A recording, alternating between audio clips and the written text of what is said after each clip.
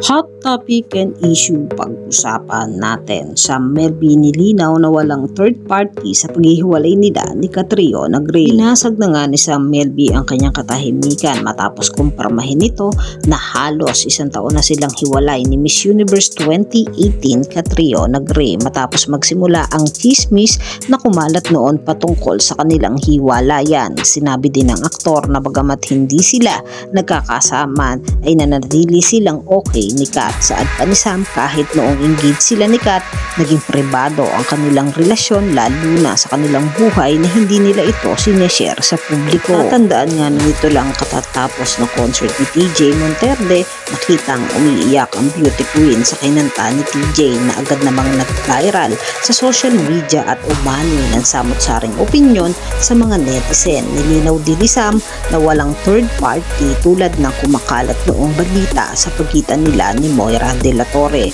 Inamin din ng aktor na hindi na sila magkaibigan pa ni Moira tulad noon na close sila nung nagsisimula pa lang ang singer. Hindi naman nagbigay pa si Sam ng detalye sa dahilan at sinabing very sensitive ang issue. Isa rin si Sam sa mga artist from Cornerstone Entertainment na nag-unfollow kay De La Torre sa Instagram. Samantalang sinabi din ng aktor ang tungkol sa kanyang kalusugan na nitong June 2024 ay nakipaglaban siya sa type 2 diabetes na patuloy pa rin niyang kinokontrol. Kayo mga katambalan, ano ang masasabi nyo? Mag-comment lang sa comment section at pag-usapan natin. Yan ang mga hot topic and issue dito lamang sa Tambalang JK.